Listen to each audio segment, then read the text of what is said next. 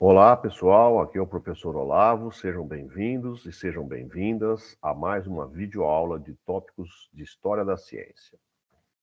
Hoje olharemos para a ciência e a tecnologia através do prisma da ética. Em geral, o ensino de ciência nas escolas tem sido fragmentado e descontextualizado, colocando-a como algo neutro e desvinculado da sociedade. Sabemos, no entanto, que a história humana foi e continua sendo fortemente forjada pelos desenvolvimentos científicos e tecnológicos.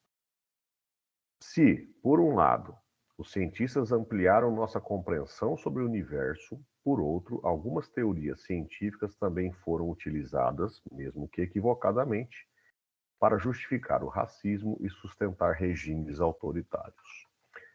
A mesma ambivalência ocorre com os desenvolvimentos tecnológicos, que, ao mesmo tempo que nos trouxe enormes benefícios e comodidades, nos legou inúmeros problemas ambientais, sociais, bélicos, entre outros. Portanto, abordar a ciência e a tecnologia em sala de aula, a partir de questões éticas, certamente ajuda na formação de cidadãos e profissionais mais críticos e conscientes sobre como suas ações podem impactar a sociedade e o meio ambiente. Bom, vou dividir a aula de hoje em duas partes. Na primeira, vou falar sobre como uma simples ideia científica, ainda que originalmente fosse puramente teórica e inofensiva, acabou levando a um dos eventos mais dramáticos do século XX e mudando definitivamente a geopolítica mundial. Em seguida, vou sugerir que vocês assistam um filme que retrata um caso sinistro de uso de homens como cobaias, e cujo desfecho foi fundamental para o debate sobre a ética na ciência. Para contar a primeira história, temos que retornar a Albert Einstein, pois nossa história está intimamente relacionada com a sua mais célebre equação E igual mc². Como já mencionamos nas aulas anteriores, Einstein nasceu em 1879, na cidade de Ulm, na Alemanha, e em 1900 se formou como professor de física e matemática pela Escola Politécnica de Zurique. Após graduar-se, no entanto, ele não consegue emprego em nenhuma universidade e acaba aceitando trabalhar temporariamente no escritório de patentes de Berna, na Suíça. Apesar do trabalho árduo no escritório, Einstein encontra tempo para continuar se dedicando aos estudos e à pesquisa. Como vimos, trabalhando praticamente sozinho e sem estar vinculado ao meio acadêmico, Einstein, em 1905, publica 4 artigos que revolucionam a física para sempre. O último deles foi publicado em novembro, com o título A inércia de um corpo depende de sua massa, de sua energia. Perdão. É nesse trabalho que Einstein apresenta sua célebre equação E igual a mc², na qual ele propõe que massa e energia são equivalentes, ou seja, podem converter-se uma na outra. Vale destacar aqui que C na equação corresponde à velocidade da luz, que vale 300 milhões de metros por segundo, ou, para quem se lembra de potência de 10, 3 vezes 10 à oitava metros por segundo. Ao quadrado, esse número torna-se 9 vezes 10 a 16, ou seja, 90 quatrilhões. O que quero dizer é que se uma pequena massa m for transformada em alguma forma em energia pela equação, essa energia será assustadoramente grande.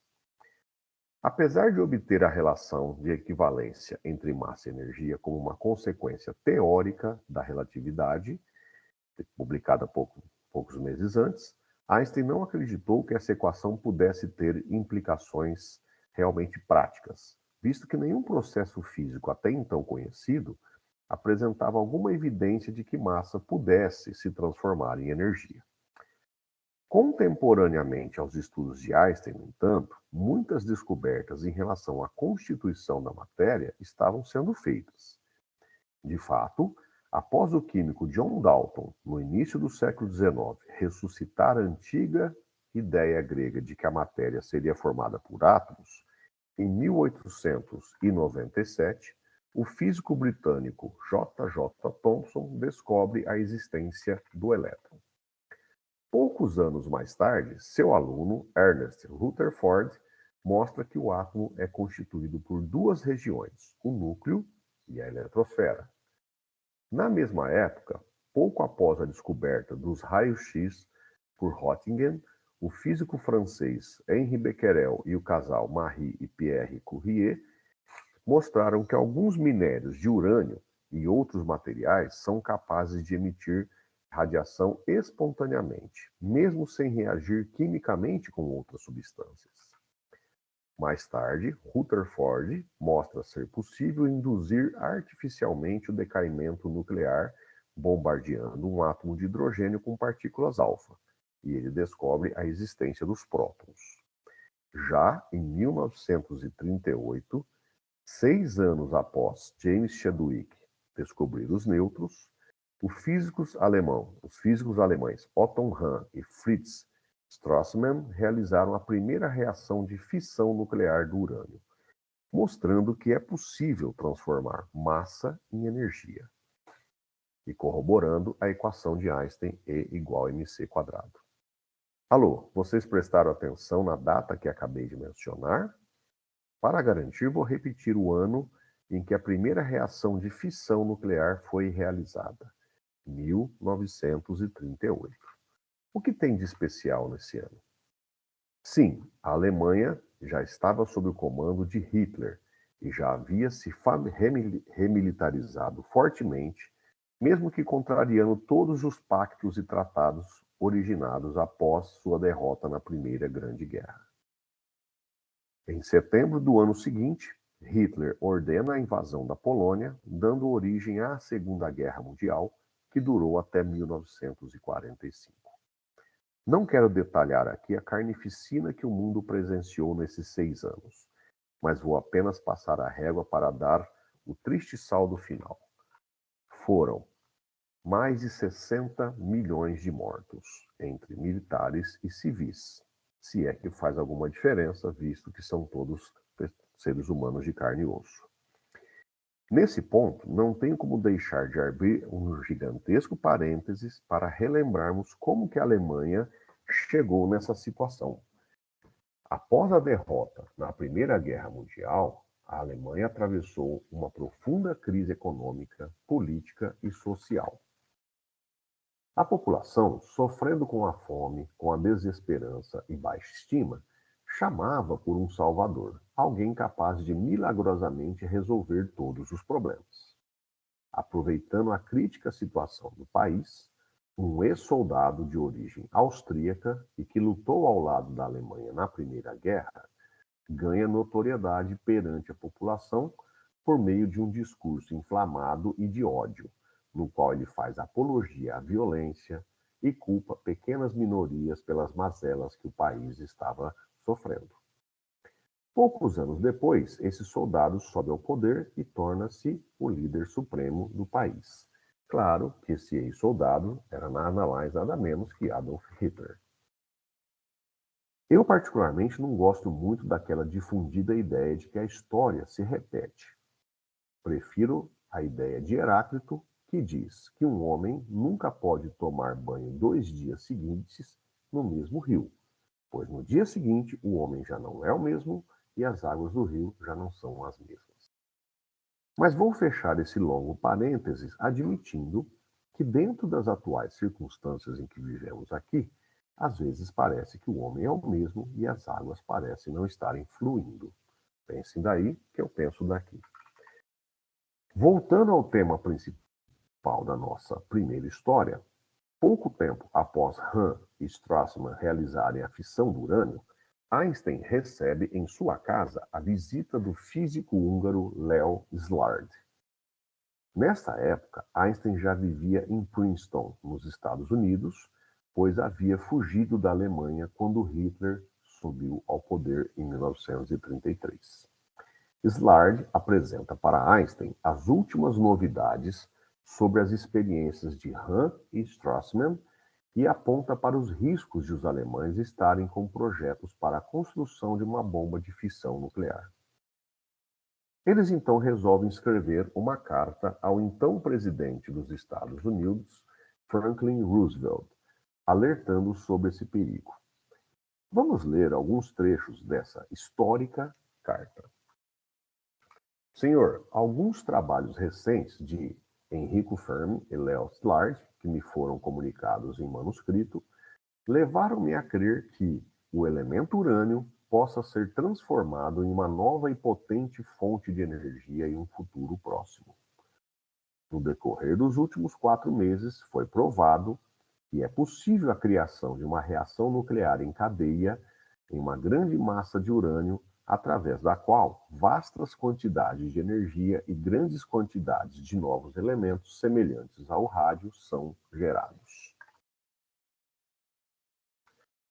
Esse novo fenômeno levaria também à construção de bombas, e é concebível, embora não tão certamente, que bombas extremamente poderosas de um novo tipo possam ser construídas.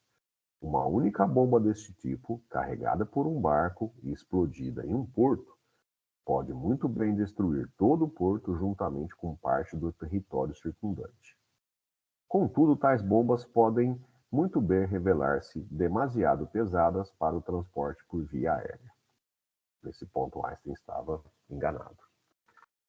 Bom, como sabemos, os Estados Unidos entraram oficialmente na guerra após o ataque japonês à base de Pearl Harbor, no Havaí, em dezembro de 1941.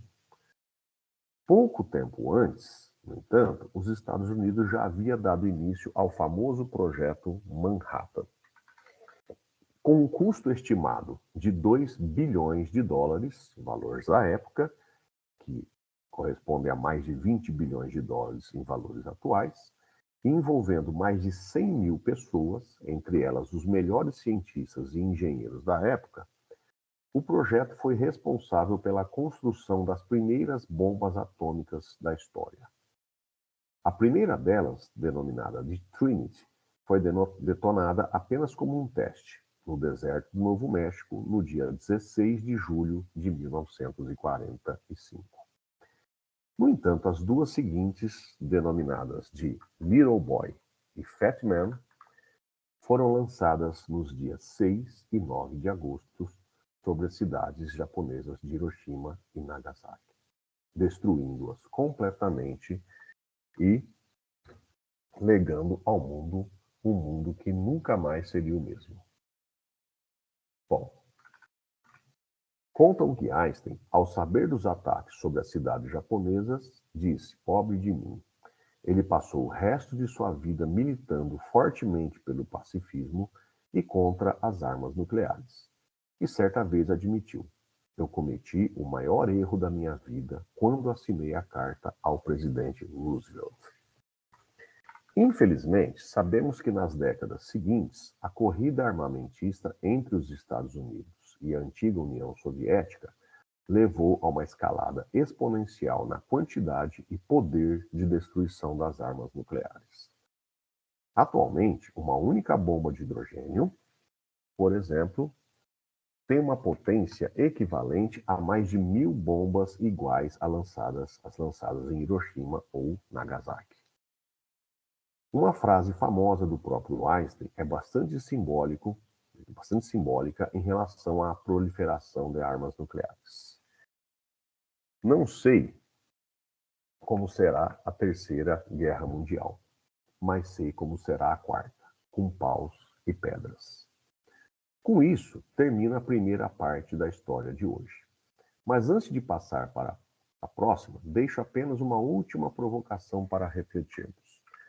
É importante termos em mente que olhamos para essa primeira história, em retrospectiva.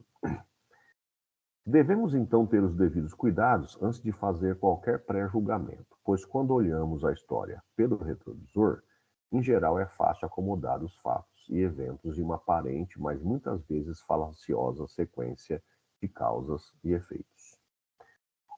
Uma boa ilustração disso é o clássico exemplo da borboleta que bate asas em Pequim, gerando um furacão em Nova York. Bom, vamos agora para a segunda história da aula. Este, como já adiantei, vocês irão conhecer melhor assistindo a um filme, que indicarei daqui a pouco. Mas antes, é bom dar um panorama geral sobre o caso. Conhecido como experimento de Tuskegee, esse triste episódio aconteceu nos Estados Unidos, período entre 1932 e 1972, e, paradoxalmente, originou-se a partir de boas intenções. A proposta inicial era estudar a então epidemia de sífilis que assolava diversos estados americanos, mapeando a distribuição da doença e obtendo argumentos para convencer o governo a investir em programas de erradicação. Devido à escassez de recursos, no entanto, o programa foi paralisado já no primeiro ano. Passado algum tempo, o programa foi reinicializado, mas com novos objetivos muito mais sombrios. A nova proposta, apoiada oficialmente pelo Serviço de Saúde Pública dos Estados Unidos, era avaliar a evolução e os efeitos da sífilis em homens negros, do pequeno condado de Macon, próxima à cidade de Tuskegee, no Alabama. O cerne da questão, no entanto, ramifica-se em duas partes.